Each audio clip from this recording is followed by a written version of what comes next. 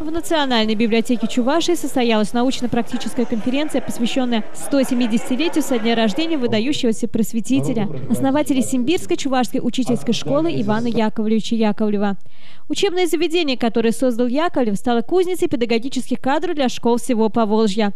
Память просветителя особенно чтят на его родине, в деревне Кошкиново-Тимбаево Тетюшского района Татарской Республики.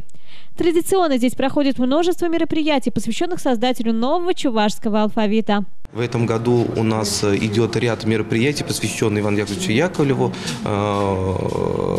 И буквально недавно, 13 апреля, у нас прошла конференция на родине Яковлева. Буквально на прошлой неделе проходила конференция в Чувашской гимназии в городе Нижний Камск, где присутствовали учащихся всех среднеобщеобразовательных школ.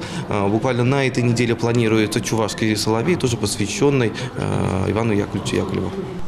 Огромной заслугой просветителя является также то, что он оставил духовное завещание чувашскому народу. Он писал его практически все зрелые годы своей жизни. Поэтому каждое слово в этом документе имеет особую значимость, особую историческую ценность. В принципе, если взять нации и народности Российской Федерации, ни один народ не имеет такое духовное завещание. И духовное завещание – это такой исторический документ, и где основана именно это, в принципе, моральная основа любого человека. Это то, что нужно уважать себя, уважать старших, почитать пожилых. Следующее.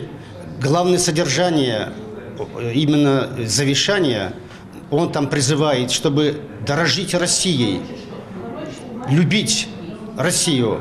И Россия станет матерью, и любой час, и трудные минуты, невзгоды всегда поможет. Иван Яковлевич Яковлев завещал любить и беречь родной язык, ведь он является сокровищницей народной мудрости. Конечно, во всех школах республики сейчас есть уроки чувашского. Однако нужно помнить, что любовь к национальной культуре должна начинаться с семьи, когда ребенок только начинает произносить первые слова. Я просто призываю всегда дома, если мы мать и отец чуваши, почему наши дети не знают чувашского языка до садика еще? Мы сейчас все ругаем садик, все ругаем школы, ругаем, но претензии предъявляем к другим национальностям, что в школе их дети не хотят учить чувашскому языку. Извините меня, дети чуваши не хотят учить. А что значит хотеть в школе учить, не учить? Я еще раз повторяю. Дети родились, уже они должны «ате-ане», мне кажется. Первые слова должны быть на родном языке, как учил Яковлев, кстати. И в садик они должны идти уже со знанием чувашского языка. Другое дело, в садике там будет чувашская группа, не будет чувашская группа. Наверное, появится потребность в чувашских группах, если уже дети пришли с сознанием чувашского языка. Конечно, заслуги просветителя перед чувашским народом трудно переоценить. Его имя носит Чувашский государственный педагогический университет, а также один из проспектов Чебоксар. Иван Яковлевич Яковлев – это совесть чувашского народа.